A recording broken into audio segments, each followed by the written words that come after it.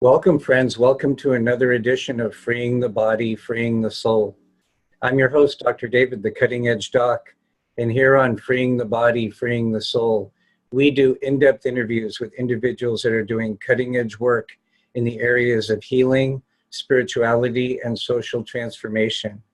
I'm very excited about today's show. My special guest is an old friend of mine, Penney Peirce, who recently wrote what I consider to be one of the finest books, spiritual books that I have seen in a long, long time. For me, it's a wonderful blend of radical spirituality with a sensitivity to human psychology, human physiology, our current socio-historical place, and it's just a gem. And I'm excited about sharing Penney with you today and giving you a chance to get to know her and her work, especially her latest book. Her latest book is called Transparency, and there's a subtitle there that I'm sure she will remind me of. So without further ado, let me bring Penney Peirce into the conversation. Penney, welcome to Freeing the Body, Freeing the Soul. Thank you, David. It's good to see you again. Yes. Penney has been a professional intuitive counselor for decades, and I had a session with her when I was a young man, probably 35 years ago, when she was living in Novato, California, which I thoroughly enjoyed. It was very gentle yet powerful, and I've always admired Penney being at the top in her field as an intuitive counselor, but this book goes way, way beyond intuitive counseling, and it really gets into my wheelhouse. Those of you that have been following me for years know that my passion is transformation and substantiating transformation in human psychology, in the human body, in people's day-to-day living. And so my spirituality, the way I teach as a spiritual teacher, the path that I follow is probably what many people would call the radical path, in the sense that I believe you can process till the cows come home. You can fine-tune your instrument forever, and it still doesn't take you to that infinite spaciousness. That's a different animal. And so my path has been in the lineage of a radical path, where due to a combination of intention and readiness and grace, there is this radical opening. And there's obviously been a lot written over thousands of years about that process of deconstructing the ego. However, in the last 20 years or so, more and more people are asking the question, well, let's say you're able to achieve a critical mass of that self-realization, then the question is, well, now what? And what are the implications of that for human psychology, human physiology, relationships, livelihood, society, our relationship with the planet? And so that for me is the true hero's journey, going up the mountain, but then coming back down the mountain. And so there's a whole new wave of spirituality that is taking the best from the East and bringing it, also incorporating what we know in the West about science and psychology and ecology and economics, and really substantiating your spirituality. And that is really important to me. Those of you that are astrologically knowledgeable, I'm a Taurus with a 9th house sun, which means that what my life is about is tapping into the higher realms and then substantiating that, bringing that down to earth in a way that has real power. And so I'm giving you that long-winded context so that you'll understand why I'm so jazzed about this book and about the space that Penney must be in to have written it. And so what I want to do is I just want to turn it over to Penny for a while to kind of play off of anything that I said that she wants to say, so that you as the viewer and the listener will be listening from a powerful place, so that when we get into more details about the work, it'll land in a more profound way. So let me just turn it over for a while to Penny. Okay. Open-ended, huh? Well, I like a lot of what you said there. Actually, I feel like this is a time where we're basically integrating a lot of different things. You know, science and spirituality, metaphysics and physics, you know, religion and higher consciousness, all kinds of things. And, you know, in my work as an intuitive, I was doing readings for, God, you know, like you said, you know, I don't know how many years now, but that basically got me to think a lot about what was going on under the surface in people's lives.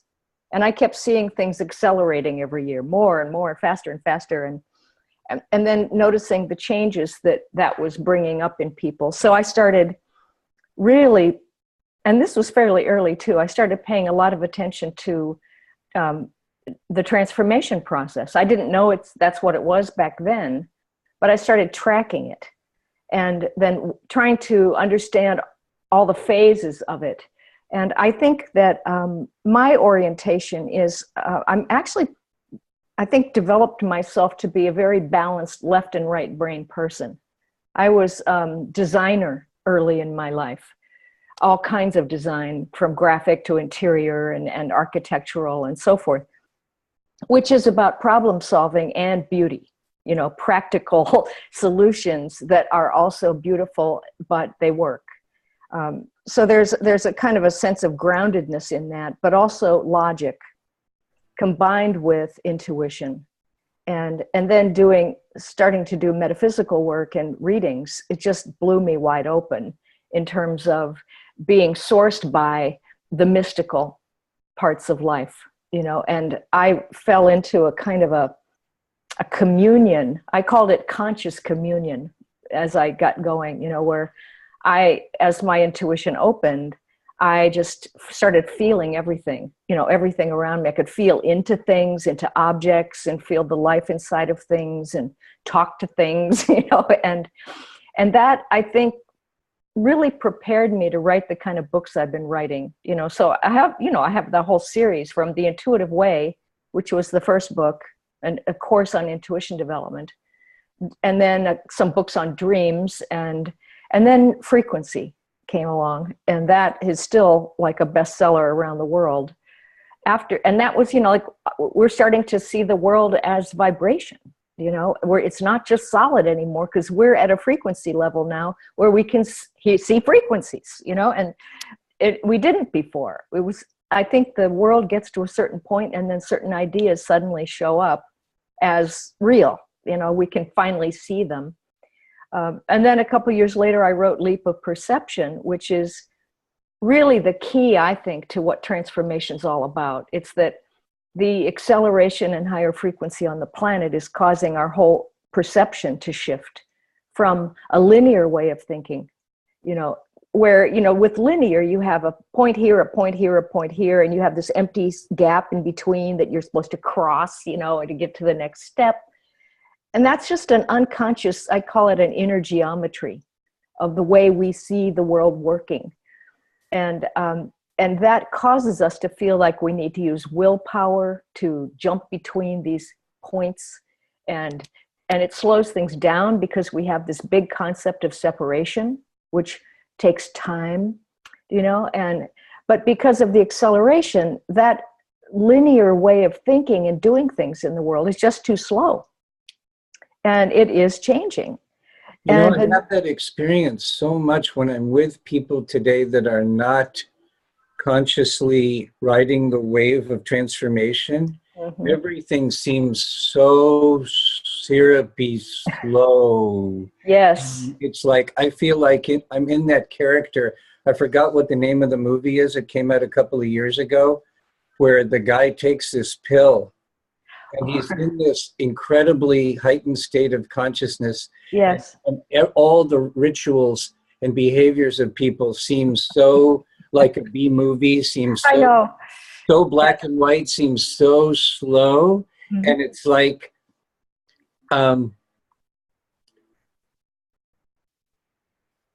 it's challenging to not go into judgment when you realize that you don't want to be in that frequency. But you can't be in that frequency anymore.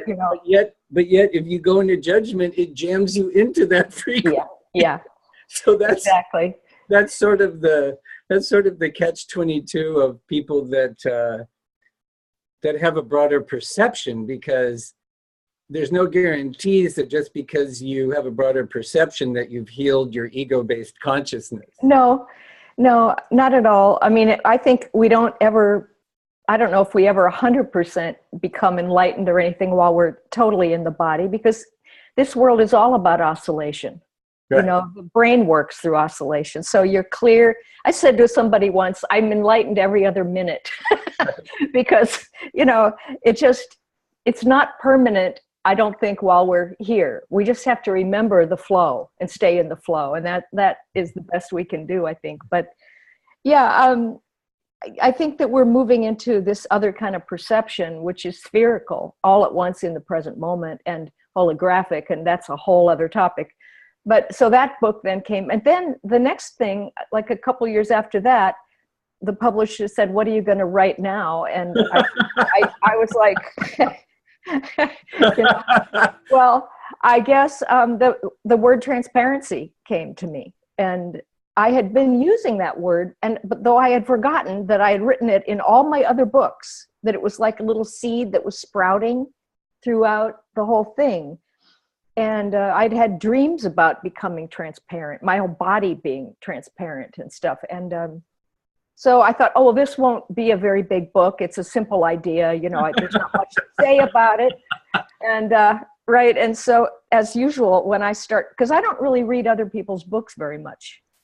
I just get downloads and sort of common sense.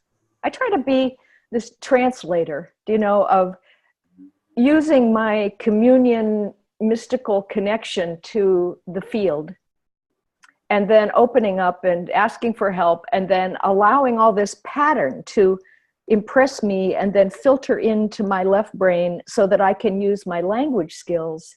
And, I've done a lot of poetry writing and stuff where, to me, language is very beautiful. And when it's used properly, it carries energy, And so I always am very careful about writing, that I try to accurately portray the actual energy pattern in what I'm saying. You know? And so then all that stuff kind of translates through and comes out, and this book ended up having a lot more pieces to it and aspects and angles to it than I had realized. Because it's so multi-layered and multi-angled. The book is a demonstration of what you're teaching, which is that holographic reality. And I feel that my brain, my brain mind is getting upgraded to whatever the next level is by being committedly with the book. And that to me is the ultimate testament of the power of your book. One thing that as we get more into the details of the book, one of the things I want to make sure you address, because many of the people who follow my work are very energetically sensitive and empathic and have dealt with codependent tendencies. And I want to make sure that we bend over backwards to make sure that people don't make up the story in their mind, that being transparent somehow precludes appropriate boundaries and privacy. And I don't want people to get an over Neptunian take right on what you mean when you say transparency. So I want to Yeah. make sure we cover that. And I think you've done a really good job of giving us kind of a compressed version Yeah. of things so that we can get into the book now Yeah. in more detail. What is, I think you've already started to touch on it, but for people who are not familiar with it, what is the key distinction or possibility in the new book that goes beyond the book before? I think that let me define transparency at first as I'm thinking about it. And to me, it's as I started looking at it, I realized that most people think it means, transparency of information, that it's all about freedom of information, access to truth, all that sort of thing. And to me, that's still in the physical world. I was calling that horizontal transparency. Right. It's still here in this world, and it's related to the information age, which we're just finishing. We're still thinking in a linear way, and we still think about information all the time as a mental focus. But what I'm really wanting to talk about in this book is vertical transparency, which is really the integration of the two realms, the non-physical and physical. When you integrate that and you see that the physical plane is made up of the spiritual realm, that the spirit gives rise to the physical, then you also see that you are the soul. You don't have a soul. You're it now, and it's sourcing your personality. To the degree that you have fear and what I'm just calling clutter, like fixed beliefs and contractions and things that don't move, that's like a sieve, and it blocks the soul from coming through all the way, right? Yeah. So the goal here really is clear away the clutter, get rid of the fear stuff by remembering that, hey, I am the soul right now, and I do know what I'm doing at some level of myself. And stop participating in fear-based actions and realities. As that clears, you're left with that really clear realization of what the soul's reality is on earth while we're here still, and like you don't have to die to remember it all. And so that vertical transparency is this really strong integration and merger of the non-physical and physical realms until it becomes one thing. What happens to you then when you realize I am the soul? Well, the soul doesn't really understand fear. It doesn't have a concept of separation. It doesn't get it, and so that's like what you were saying, you start looking out at all these behaviors like the president, and narcissism and victimization and all these behaviors that people do in order to avoid feeling fear, and you look at it and go, this is so unnecessary, and silly. We can just do this instead, and it'll work better. And so you start to have this kind of common sense, practical orientation toward how a world without fear actually does function. And that you can just as easily create a safe reality for yourself as a dangerous one. And a lot of things. But the soul has such great wisdom that when you actually identify with it and get rid of those yes buts, from the left brain, your reality actually starts to shift because the soul is in the reality. It's all one thing. And that's, I think, the next thing I wanted to talk about in this book was, so, okay, how does this happen? And then what does life turn into after you become more transparent? How does a transparent life actually function? Or transparent relationships or transparent groups, so that people could get a feel for even having a vision for this, having something to work toward. I realize as you're talking, you're using the word transparent the way I use the word transformation. I see transformation as a process. See, I talk about transformation having, there's the front of the hand and the back of the hand of transformation. And the front of the hand is that ego deconstruction, that clearing the clutter. And what I call the front of the hand of transformation is then from that infinite spaciousness, taking a stand for your human life and having a way of being with the process that sets in motion that enlivens your living as a human. Yes. And yes. the $64,000 question for me in my own life and in my teaching with others is, how do you be in such a way that the stuff that comes up that's catalyzed by the transformational process, that you're able to be with it in a way that the transformational process continues to unfold rather than getting re-entangled Yes. in the entropy of all of these ego-based energies and thought forms. Yes. And Well, and that has been the fire that's driven my work, and it takes me in different places. Like, for example, right now I'm doing a really deep study of very high quality essential oils because I find that in a transformational context, the oils are incredible alchemists. yes. They're incredible transmuters that make that vertical integration easier when they're being used from a particular place. So, Yeah.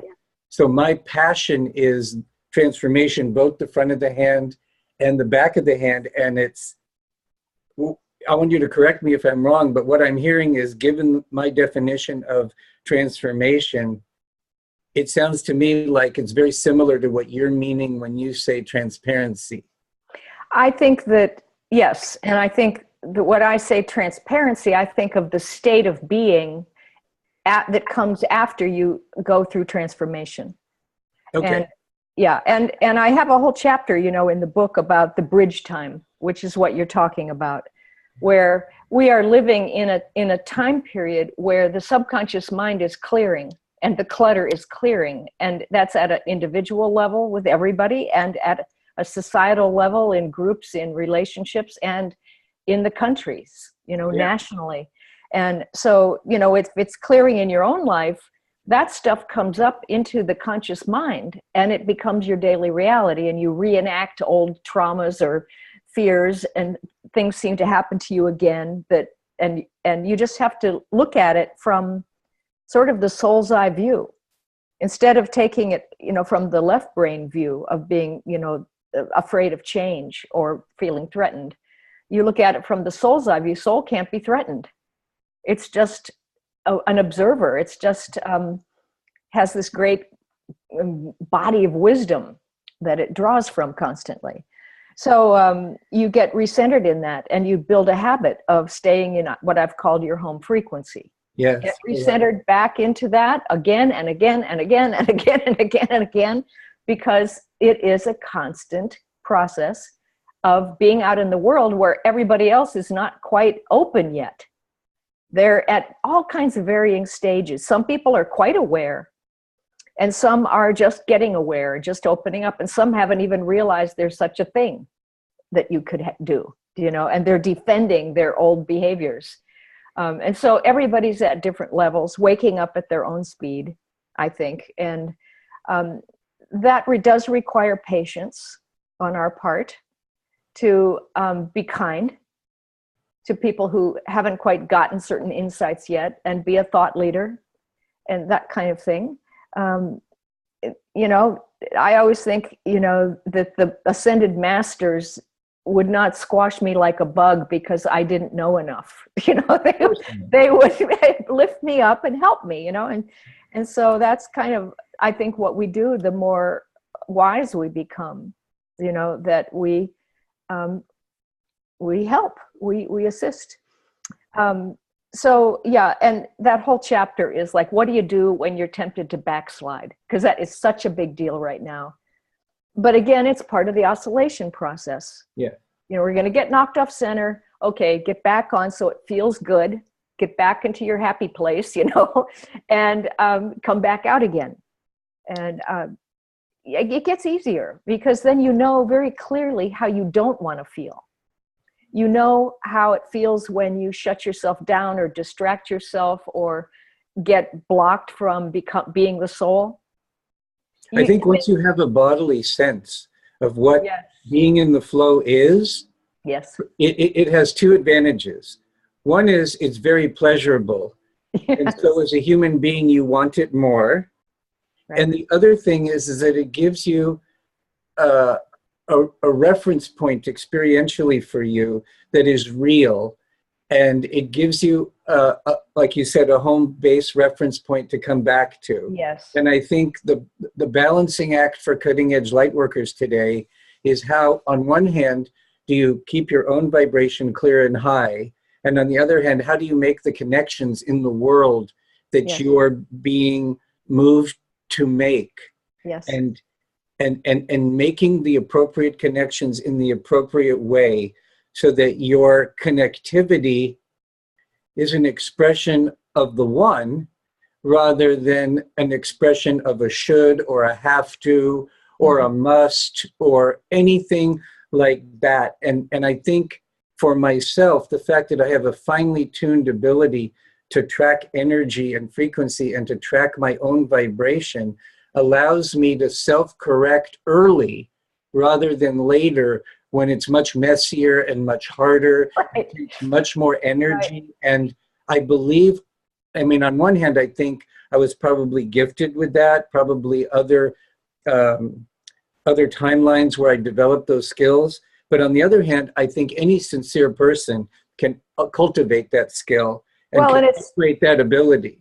It's so much easier now because the frequency on the planet is so high that it makes our bodies ultra sensitive. So we're picking up a lot. And this relates back to what you said earlier about empathic sensitivity.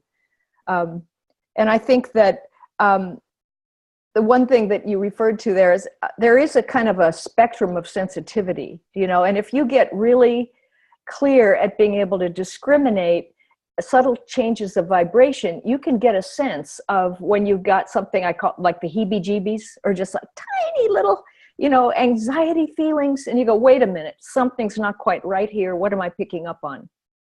Or you get that truth signal where it's like, release, I'm leaning toward it. It feels really good. And it's an accurate truth signal. It's not a wishful thinking kind of thing.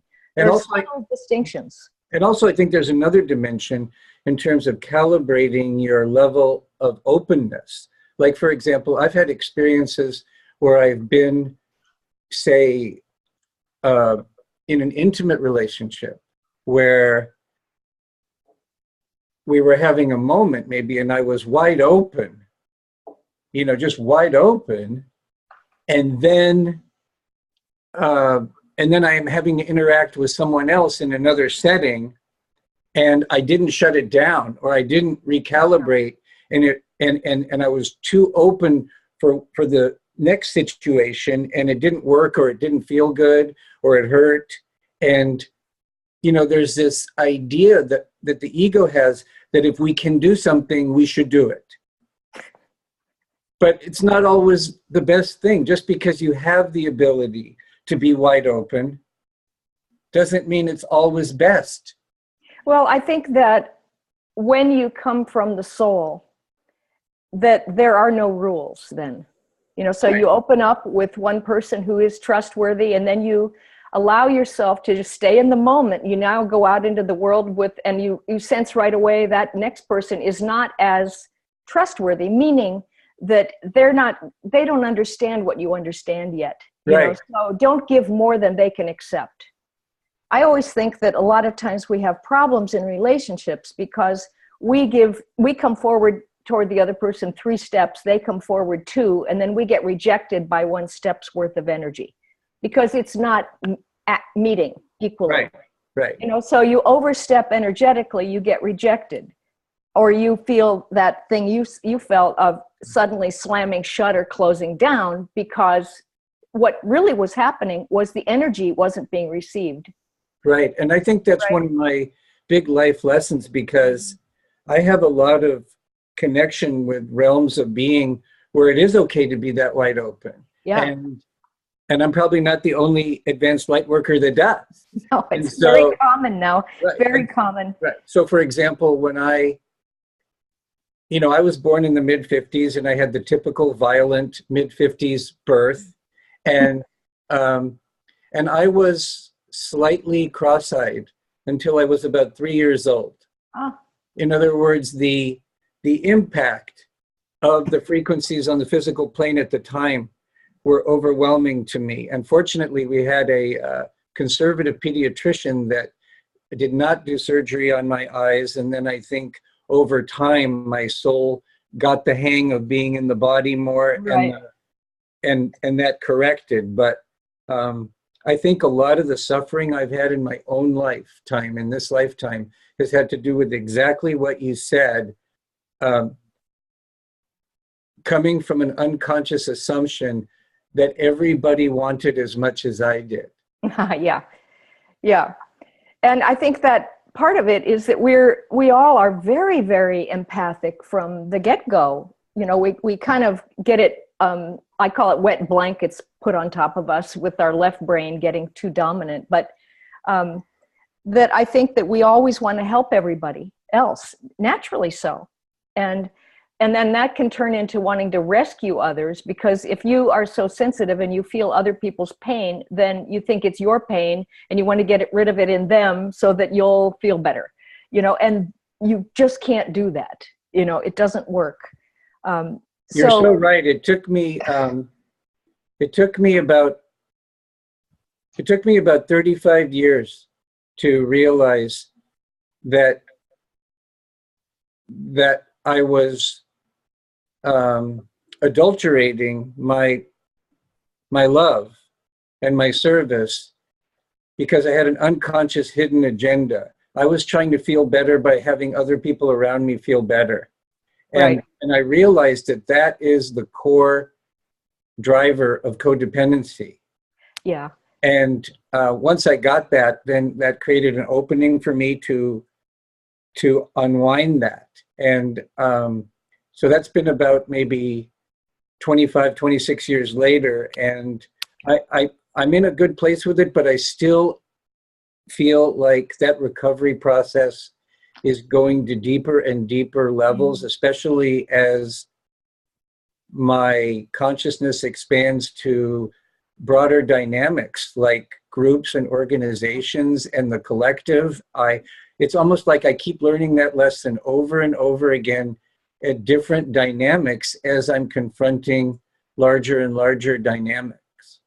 Well, I think part of the whole transparency thing is you clear yourself. You allow yourself to be exposed. You let people see you as you are.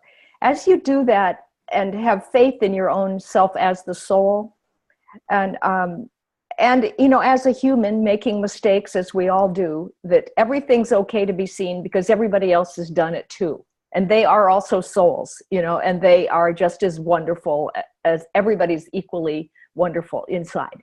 And so as you allow that all to be seen, something happens. I think there's a kind of spaciousness that occurs where you allow others to be the way they are. You see through them, but you don't have because you're already fine. You don't need to change anybody so that you can feel better. So you give people space. They have space to be, and you have space to be in the spherical reality, and so you can be the way you want to, and they can be the way they want to. And then you set an example for them by being more accurately translated, from the soul through the personality. Yeah. And then they go, well, hey, what are they doing over there? That looks interesting. Maybe I could do that. And then there's no pressure on them to change. And then they want to change. There's no authority to resist. And that really works.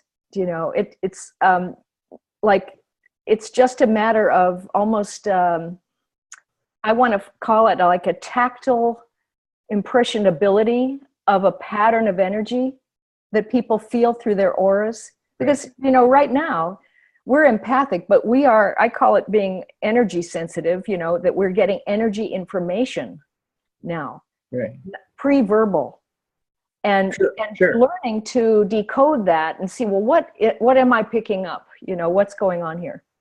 What's your take on what we would colloquially call evil? Like, for example, what's your take on, say, something like pedophilia or people that are behaving in sociopathic ways, how do you integrate that reality into your worldview? I allow it because it is an extreme example of fear, of total left brain dominance and identity of the self with the left brain, which means that there is no sense of connection to the all that is or the whole. It feels isolated, separate, and out of that sense of isolation, there are always behaviors that must be done in order to try to survive and not feel the alienation or possible annihilation that is suspected underneath the surface. You know, when you feel really alone, you think if you really were going to feel that all the way, you would just not exist. You would poof. You know, that's what when I follow it down intuitively, that's where I get to, is this potential annihilation. And, you know, nobody wants to feel that void. So the irony is, of course, that the void is full. You know, there is no void. But, you know, I think that that evil and those kinds of really heartless behaviors really are just the maximum amount of contraction that the consciousness can have in the physical plane. And it will eventually result in you pull into the point and it turns and it starts to come back out. It does not stay in one place forever because energy cannot. It has to change. Because it would seem to me that, like, let's say a person who had the viewpoint where they were like 99% cut off from the love energy to the point where they're barely alive and they feel like they have to eat babies and they have to do other things to keep going. And they've cut themselves off from compassion and they think that the end justifies the means. So from their point of view, they're trying to survive who they are that they are. And so it seems to me the only way that will shift is when they, I mean, obviously the easiest way for them to shift would be for them to have, you know, some kind of revelation, you know, some divine revelation. But if you take that game they're playing to the end game of it, my sense is what they'll discover is that no matter how many, quote, worlds they've conquered, they still won't be satisfied. Yeah, I mean, I think that there's constant flow. And remember, to me, the flow is the collective consciousness of all beings evolving. It's so interconnected. So even if one part of that total collective consciousness gets stuck in a really tight contraction, the rest of it is still pushing it and pulling it to evolve. So that person that gets down into the depths of hell, if you want to call it that, eventually there is grace. And grace is the turning of that contraction into the next expansion. That could be an accident. It could be a certain kind of death experience. It could be as soon as they die, they get counseling in the non-physical realm, and it makes sense suddenly, you know, in the energetic world. Or it could be a revelation. I remember having a memory of a past life where I was insane, and somehow it dawned on me that I could just call my own name out of this like tiny pinprick hole that there was left of light. And I started to get my name, and as I called my name, it got bigger and bigger, and I came back into myself. You know, and I think it's the loss of the sense of self or connection with the soul, really, that causes that deep contraction and awful fear. You know, you know, talk about ego. I mean, it's so much ego dominance that there is no sense of soul or true self. You know, and I mean, I know there are people who are really, really stuck in it, and I'm watching our president to see how it's going to unfold for him at this point, because he's going to be a model of this process. And so, I mean, I think it's fascinating, actually. But I mean, as a human being, living in a society where the practices and the rituals and the institutions of our culture are ego-based and are breaking down, how do you be with that in a way where you care for yourself and those that are close to you, and still continue your mission, so to speak? That is really that's really the question. Well, I think you don't give it a lot of attention, because attention causes things to become real. You don't resist it and fight it, because that gives it attention. You don't agree with it and champion it, because that gives it attention. Instead, you pull attention out, get bored with it, and start to place attention into new systems, new, Yes. corporations, companies, new organizational structures, new projects, international, whatever it wants to be, that is more from the level of consciousness that is coming in. And I think the key that you said is you've got to get bored with it. And Yeah. I think to the extent that you're resisting it, or you're in denial about it, or you're indulging it, to that extent you can't get bored with it. And That's right. the boredom kind of is that 0 point that allows you to pop into realms of possibility, and that gets me into the next thing I wanted to talk to you about, and that is the role in the transparency process of imagination and visioning. Because when I've been,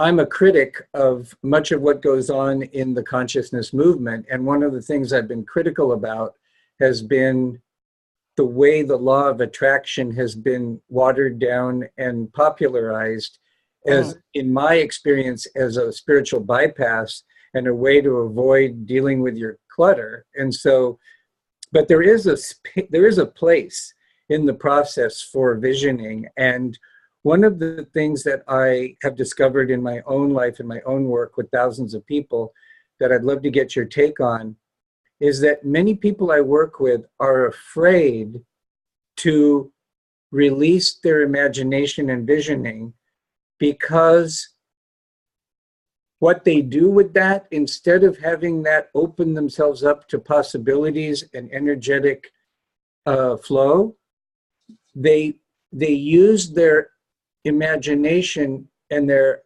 awareness of what they want as a way to judge and invalidate their current reality.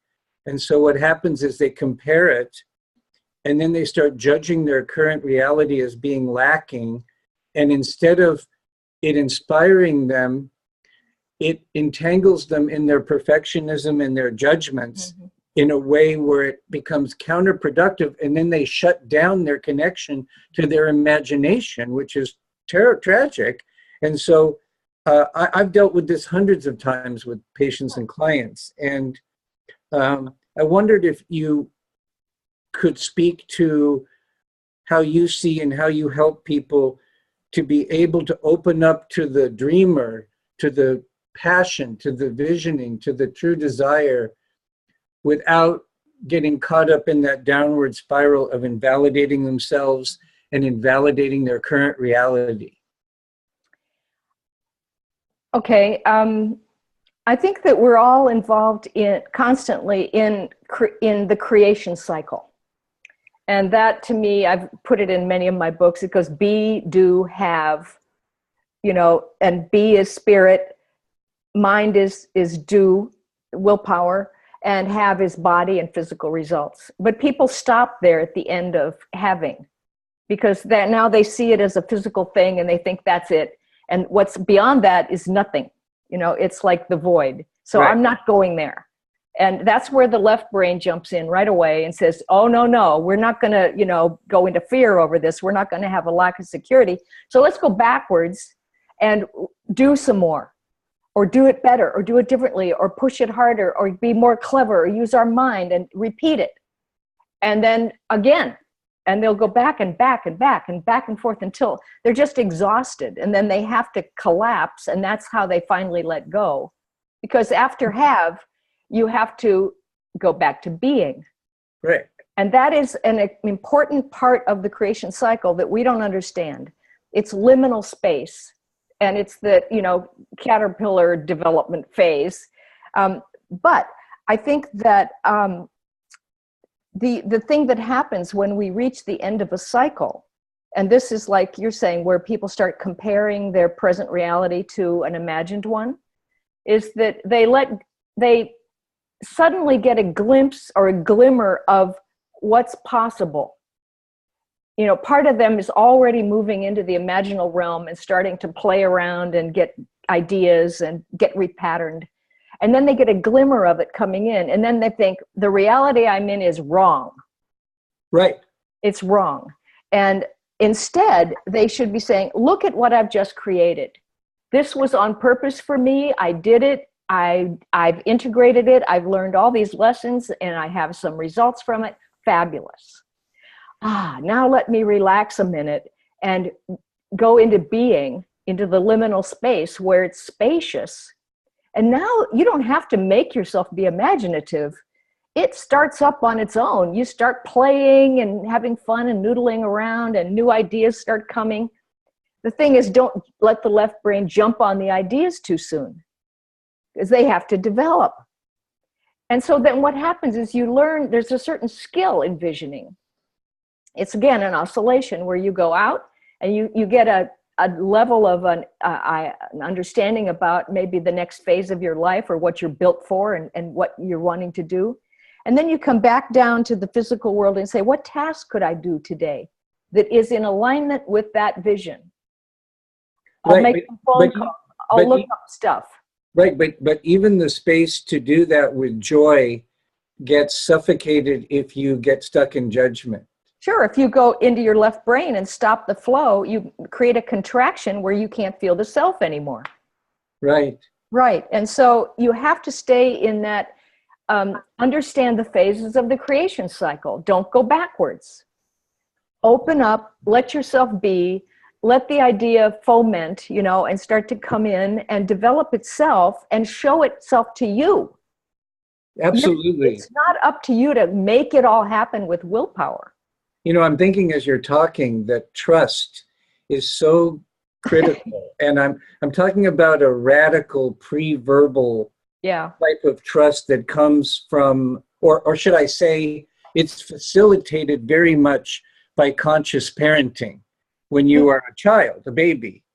And so many of the people in our generation had unconscious parents. Mm-hmm. And so we didn't have the multidimensional holding environment that really resonated with that deep kind of trust you're talking about.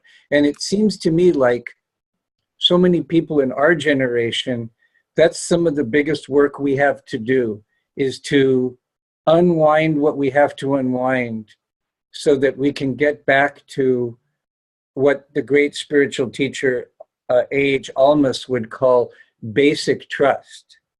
Mm-hmm. Because that basic trust is what is correlated with the ability to go with that kind of flow that you're talking about. Right. I mean, I think trust really is, it's almost like a choice to connect with the soul and embody the soul. It's like, remember to do that. When you choose to be the soul, all right, now things flow again. Right, but I mean, so much of our early imprinting was frequency-based and pre-verbal. Mm-hmm. It's hard to access it if you're, like regular therapy isn't going to access that. No. A lot of the imprint, a lot of the engrams I'm talking about are pre-verbal. Right, and these are just, they're just energy patterns. Yes. That we learned. And they can be unlearned very quickly and substituted with something that feels better, that is more accurate. But people, it's not mental. And people always thinking they have to do this in a left brain mental way. You have to allow yourself to drop into your body and to go into these felt states, of it, almost like you have to compare contracted states to more expanded states. And I agree. That's why so much of my work focuses on helping people to actually physically upgrade their frequencies in Mm-hmm. terms of detoxification strategies, nutritional strategies, herbal strategies, oil strategies, because if our tuner is low grade, the the ability to accomplish what I'm all about, which is bringing that all the way into the body, is going to be next to impossible. And and and as someone who's been a holistic doctor for over 30 years, it's much harder now to help people get well in one sense, in the sense that they're being assaulted in so many ways, genetically modified foods, fluoride, you name it. But on the other, so in one sense, it's harder than ever. But on the other hand, it's easier than ever from the point of view of what you said earlier, that the frequencies that are available on the planet to access, if people can make that shift, things can happen much faster if people make that shift. But there's so many forces at play that make it hard to make that shift. But once you make it, there's a banquet of resources there available. And I think there's a way to recontextualize those things you mentioned, like, pesticides and fluorides or whatever, because that idea comes from the old linear perception that there's an outside world. That here's me and over there's the outside world and it's bigger than me and I have to protect myself from it because it's dangerous. The new kind of perception is spherical, where everything's in the moment with you as part of you. So how would that translate into physical practices? Like I still wouldn't want my kid to down a lot of fluoride. I still wouldn't want to be eating genetically modified food all the time. So how does that translate into human life, what you're saying? It translates because if you think that these things are dangerous and negative and hurtful to you, then very likely they will be. If you allow them to be part of the field and full of light, as everything is, then they can be there in you. And you're the one who's in charge of the vibration of your own body. You can probably slough off certain things if you raise your vibration high enough. For instance, like Lyme disease is one of those things. I think once you raise your above the frequency of the Lyme, they leave. That's going to happen more and more with healing. Same thing, I think. I mean, we don't want to poison ourselves, but we have a higher frequency than poison. And I think eventually we can burn that stuff off, or we can just tolerate it, let it be there for our lifetime, and it won't bother us. Oh, I mean, for sure, we can get, at some point we'll get to that state of consciousness. I mean, I remember Ram Dass telling stories about his guru of just, wanting to demonstrate what you're saying. And, he would, as a demonstration to Ram Dass once, he took all of this LSD and it did absolutely nothing. Right. So I get that that's possible. Mm-hmm. It starts with just a sense of holding it in a certain way in your own mind. Yeah. And not feeling, you constantly have to remind yourself there is no outside world. This is all one unified field. My reality right now is what I'm aware of, my ball, and everything I'm aware of is inside me in a friendly way, connected. Everything knows about everything else. And it's all fine. Everything has a right to exist. But I think the limitation of that languaging for many people is they don't realize that if there's no outside, there's also no inside. Yeah. So what? Because then what happens is then you tell people there's no outside, but they think there's an inside. And then they have all these ideas about what a me is and what an inside is. But really, if there's no outside, then there's really no inside. And then that whole duality collapses. But that's not the way people take it. When you tell people there's no outside, most people go, oh, well, then I have to go inside. But there's really no inside if there's no outside. Well, that's still looking at things from, a linear perspective. When you're really in the center of the sphere, it's just one reality. Right, exactly. And at that point, then your reality does shift, and that's the transformation. Absolutely. Mm-hmm. I agree with you. And I think that the solution is that we have to give them the model of this new reality and give people experiences of how to feel that and what that feels like. Because the ball around you, I mean, it expands and contracts constantly. You know, you meditate, it goes way out and it's huge and includes, you know, galaxies or whatever, and then comes down and you're, you know, fixing, you know, a piece of jewelry, and it's a small, tight physical one, but it's moving constantly like that. But there really is never an outside to it. It's just a focal length within the field, right? An imaginary focal length. But you are the whole thing. Yes. That's what I was. Yeah, and it's a and it is part of transparency. It's part of understanding that everything's working together. You know, that it all is evolving. That everything is part of you. That there's no shortage. There's no lack. There's no real danger actually either. If you don't, the minute you create separation, you create the illusion of danger. Absolutely. Right. And then, you know, the need for safety then produces this need to have boundaries, which, you know, who needs boundaries? You just need a sense of self about what feels right to you in each moment. Right. You don't need to protect yourself from things. Right. I think the boundary question I mentioned earlier was not, I didn't mean to imply it from the point of view of protection.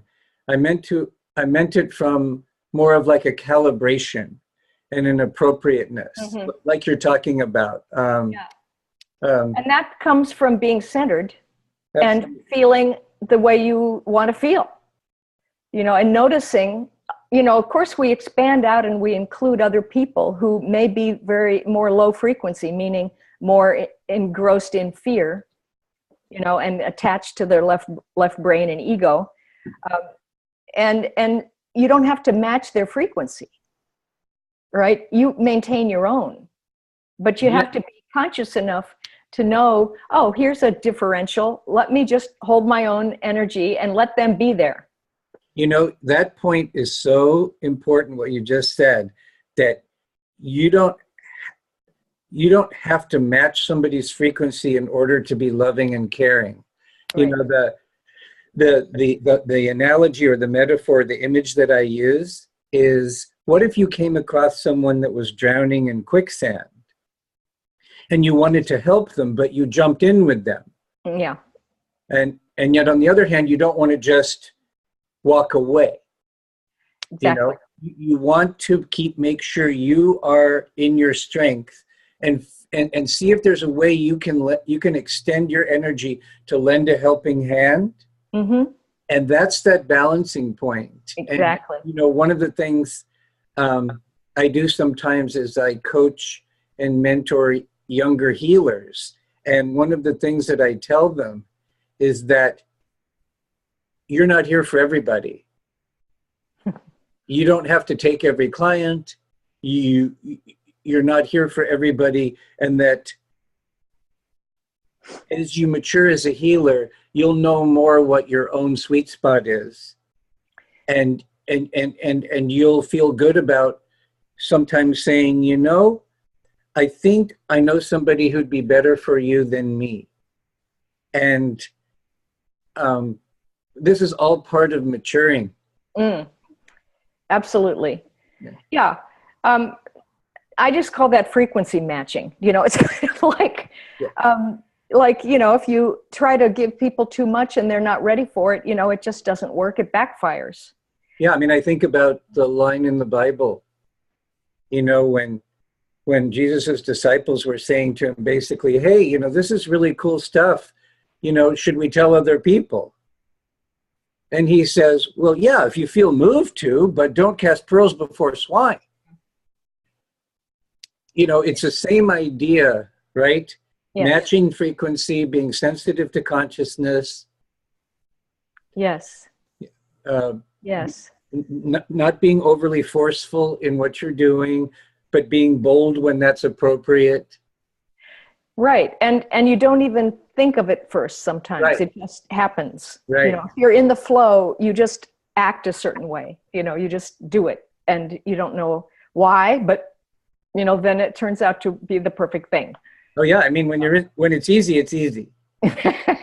You know, when you're in the zone, you're in the zone. Yes. What I'm interested in as a healer is I'm interested in two things. I'm interested in how to increase the likelihood of having people be in the zone. And then the other thing that interests me is how do you be and do when you're not in the zone and you realize you're not in the zone?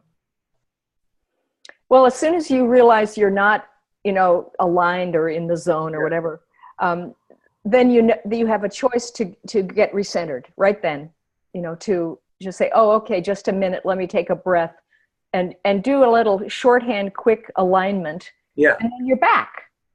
You know, it's just. And I think having a quick ritual to do that can be very useful for people. It is. And what I like to do is I like to take people through a guided experience that maybe takes originally like 6-7 minutes, and then give them anchors to that experience so that eventually they can tap into that frequency in a matter of 2 or 3 seconds. Right. Yeah. And they can. I mean, you can like imagine your body's full of diamond light in a second, you know, and your energy body is clear. You know, I mean, there's all kinds of things you can do. If you have a rich experience of what you mean when you say a diamond body. Mm-hmm. Yes. Right. Yes. Yeah. So I think that's sort of one thing. And then I think when people learn to do that, especially now with the frequency being so high on the planet, that there's a lot of potential now for instantaneous healing. Yes. For people to just shift their pattern and get it and embody it. And then it's like you forget the old pattern. You forget the old linear thing, the left brain thing. And it's so weird when that happens. It's like, did that happen to me? Did I have sexual abuse? Would that be the same thing as when other spiritual teachers talk about the instantaneous shifting of timelines? I'm not sure what that means, timeline. Okay, we can drop it. But there's some spiritual teachers that say that you don't really need to process that much anymore. You can actually just shift your frequency and you're in a different timeline. These parallel timelines that are going on simultaneously, it's all like frequencies that are realities that are at different frequencies that are happening simultaneously. And what you do is you shift your point of attraction and boom, you're in a new reality. You're in a new experiential reality. Boom. The way I experience that is that there really is no future and past now. Right. In the spherical reality, those things are swallowed up by this enormous present moment. So instead, what you have are potential realities. You have your past, which you remember, but those are potential realities. You can go into them if you want, or change them if you want. And anything else that you can imagine, you can place your attention on that movie and enter it and feel it with your body. And then guess what? It happens, you know? And so I don't know that that's a timeline. I don't like the word line. I don't like the word timeline because it keeps us back in the old thing. But there are amazing number of these spherical balls of frequencies that are realities that you can enter into, and then it takes shape. And I think you are saying in a better way what they are saying. Yeah, I'm trying to be accurate in my language with what actually happens energetically. And and it's not that you have to resist any reality that you're in. It's just that there are always options. You can change anything, anytime that you want. It's fun. You know, it's what life is about, you know? And I do think that there's another piece of this is that the present moment, where you are right now in your reality is like a spindle. That's the way I always picture it. Like when you're weaving yarn, you have at the bottom of the spindle a bunch of separate threads, and you pull the piece out at the top and it's all woven together.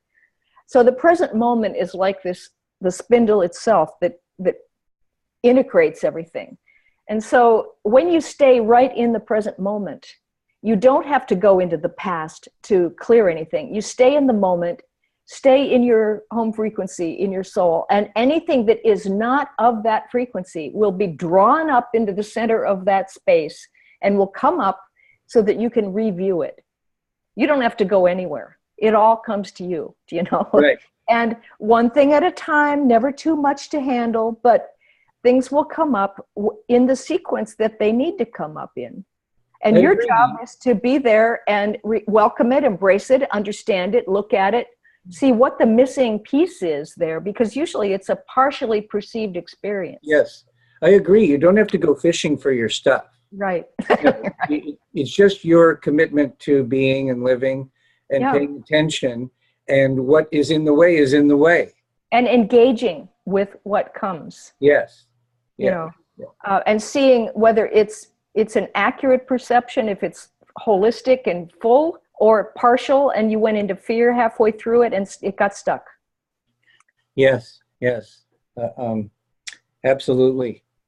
So I want to make sure in the time that we have that you have a chance to share anything else that you want to share, either in general or about the book, or anything that you would like our listeners and viewers to know. And then at the end, I want to make sure that you give people whatever contact information you want to give, so that people who want to know more about you and your work have a way to do that. Sure. Well, I think that with the work of becoming transparent, it is risky in the beginning. You have to kind of make a choice to trust. And trust is so important, and I call it radical trust in the book, because it's trust first in the fact that I am the soul. I'm here, I'm shining out, and I know what I'm doing at some level because I'm connected to everything, and I'm going to relax and let that come through. I'm going to trust the flow, that the flow comes and brings me whatever I need, the people, the resources, the lessons. I'm going to trust the other people who show up in my reality and emerge out of my reality, that they are perfect there and they reflect me, or they are me in some way, and vice versa. And so there has to be a commitment to trust. And then that allows you to say, well, all right, then I trust everything that has happened to me. I trust my mistakes. I trust my successes, and it's all connected. And so I'll let people see me. I'll let myself be exposed. Now, I don't have to go around and broadcast all my everythings to everybody, because it's all sitting there. If they want to know it, they'll know it. But I'm available. I'm not hiding. I'm not promoting. I'm right here. And anybody of a like vibration can find me immediately in the inner realms, because there's no time or space there. Very easy. And then that kind of brings in a feeling about honesty and authenticity, which is really important. But it's that sense of vulnerability that we have to get through, I think, in the beginning, because I think vulnerability is much more about humility. It's about, and humility is not being less than. It's not that old sense of I'm underneath something and not being full of myself. It's more a true statement of self in any given moment. Like right now, this is what I am, and then you're being authentic and you're being honest. And honesty is also not that kind where you beat somebody over the head with an idea. It's not brutal. It's kind. And so as you allow yourself to be open, vulnerable, real, available, and exposed, you start to show yourself what the soul actually is. You demonstrate it to yourself and you go, wow, that really worked well, or, I got a great idea, or this situation turned around and it was awful and now it's good, and bit by bit you validate the soul's reality and the fact that the spiritual realm is in the physical world. And we can make this physical world function according to spiritual principles, which is what I think we're aiming toward, a more of a world based on light. Yes. Yeah. One of the things that I love about your book that might not have come through in the interview is that it's so multi-layered. So for example, some people could be listening to what you were just saying and say, well, it sounds good, but I have to pay the rent, and you know, the people I live with don't get me at all, and I hate my job. And so what I want to say is that there are elements of the book that are very down to earth. Like, for example, you have sections in the book at the end of in each chapter where you ask people to ask themselves very specific questions that have practical, focused application. Yeah. So I didn't want the viewer, the listener, to be left with, oh, well, what Penny is saying sounds great, but what does it have to do with me? And does she understand how the world is for me right now? I want to say, yes, she does. And well, I think I try to anticipate those questions that come from the left brain.